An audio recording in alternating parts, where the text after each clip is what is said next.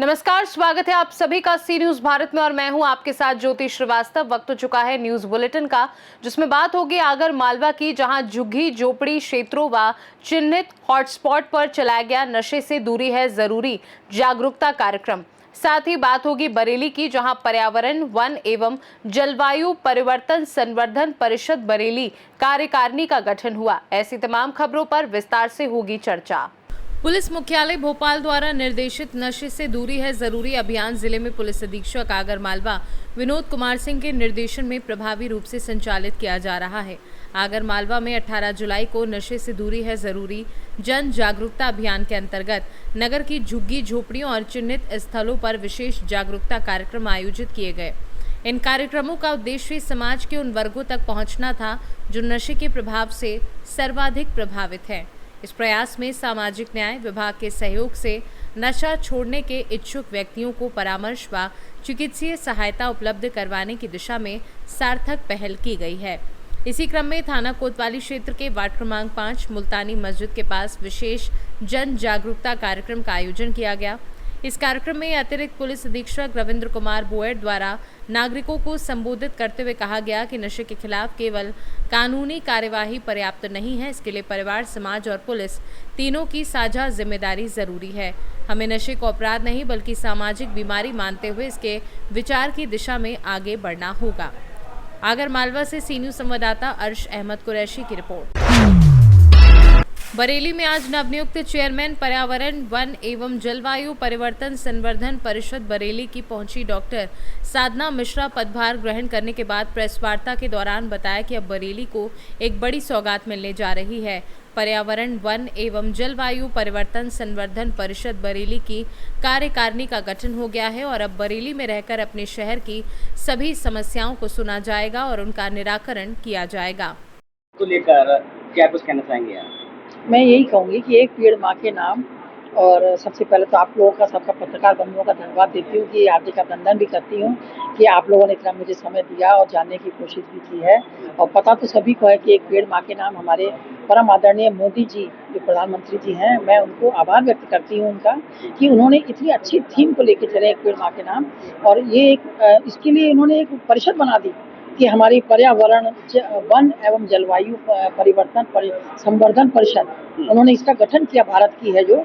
और गठन के बाद फिर विशेषकर मैं धन्यवाद देती हूँ कि उस भारतीय जनता पार्टी को कि जिन्होंने प्रदेश लेवल पर हमें जिम्मेदारी सौंपी है। कुछ उन्होंने समझा होगा कि मैं समाज सेविका हूँ और वर्ष से 30 साल का मेरा सफर है, मैं मंत्री भी रही, राज्य भी रही हूँ, तो मुझे सब एक एक जिले का ज्ञान भी है काफी। एक बड़ी जिम्मेदारी आपको, बड़ी जिम्मेदारी जो दी है, तो इसमें मैं खरी उतरने का काम करूंगी ताकि हमारे प्रधानमंत्री जी, मुख्यमंत्री जी आदरणीय सभी लोगों को ये लगे कि हाँ कुछ देश में काम हो रहा है। और फिर जहाँ मैं देख रही थी कि मुझे अंदर से लग रहा था कि मैं कुछ करके दिखाऊं।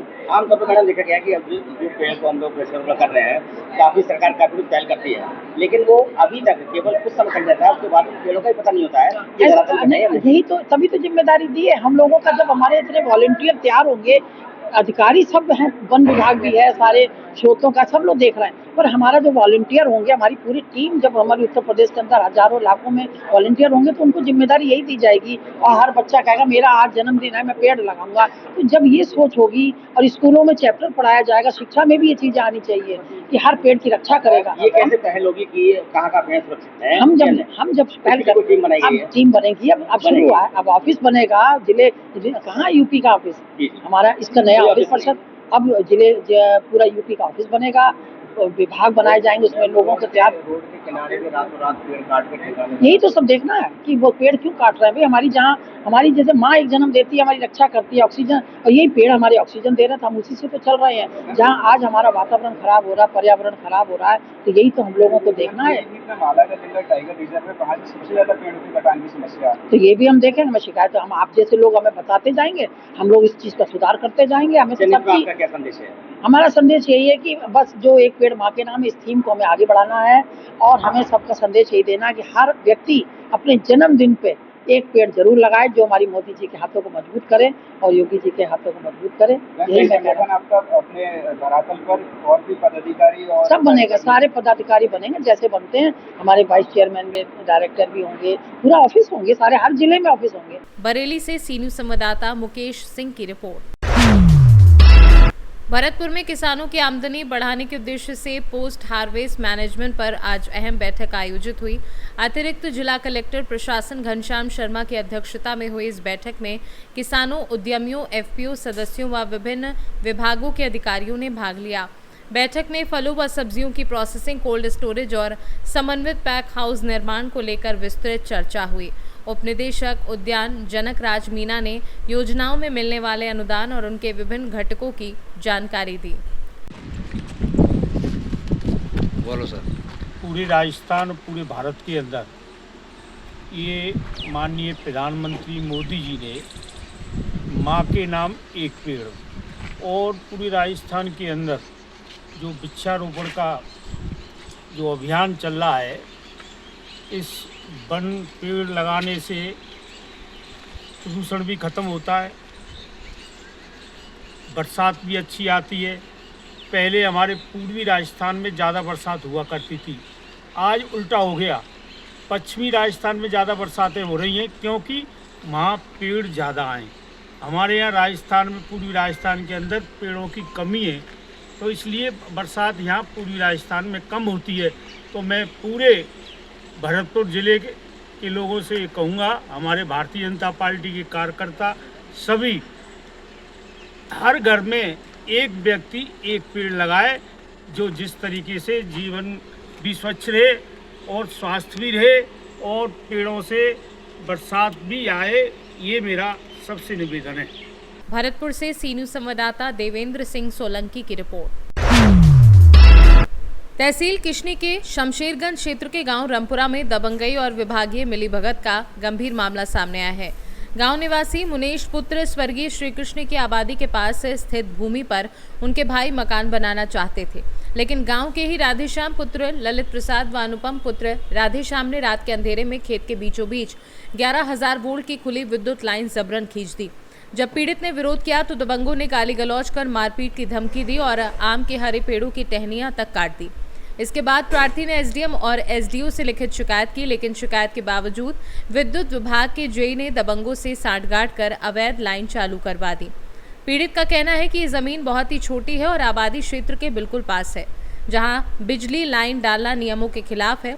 अब पीड़ित ने प्रशासन से न्याय की गुहार लगाई है और मांग की है कि इस अवैध लाइन को तुरंत हटवाकर दोषियों के खिलाफ सख्त कार्यवाही की जाए। मेरा नाम सर मुकेश कुमार है। गांव का नाम क्या आपके? ग्राम रमपुरा, थाना किशनी है। क्या मामला हुआ है जो आपको वरिष्ठ साहब की शिकायत करने गए थे और मुख्यमंत्री होटल पर आपने शिकायत डाली है, क्या पूरा मामला है? मेरा सर ये मामला है कि इन्होंने बगैर बताए पहले पेड़ काट दिया, ये पूरा पेड़ कटा हुआ है। उसके ये डॉक्टर राधेश्याम ने। दूसरा ये लाइन बगैर पूछे बीच खेत से डाल दिया। अब इसमें मकान बनाने की जगह है, 5 भाई है, अब इसमें काम बनाने की जगह है। तो हमारी ये समस्या है कि लाइन यहाँ से हटाई है। ये लाइन कब लगाएगी? ये लाइन सर हमें तो पता ही नहीं था, कब इन्होंने टट्टा काट दी रात में, रातों रात में ये लाइन हुई है। आप कहाँ रहते हैं? हम सर इटावा रहते हैं, हम यहाँ पे रहते ही नहीं है, घर पे कोई नहीं था। आपने जो शिकायत की है क्या आश्वासन मिला अधिकारियों को? वहाँ से ये कहा लाइन हट गई और यहाँ लाइन तो अभी जुड़ी हुई है सर। अब क्या चाहते हो? अब ये चाहते हैं सर ये लाइन हटवाई जाए हमारी। ये जगह है वो आपके नाम है? ये जगह सब मेरे पिताजी के नाम थी, पिताजी एक्सपायर हो गए अभी, और हम सब भाई बाहर रहते हैं, कोई घर पे है नहीं। इटावा से सी न्यूज़ संवाददाता असित यादव की रिपोर्ट। फिलहाल के लिए इस बुलेटिन में बस इतना ही। वक्त एक छोटे से ब्रेक का। ब्रेक के उस पार हम आपको और भी तमाम बड़ी खबरों से करवाएंगे रूबरू।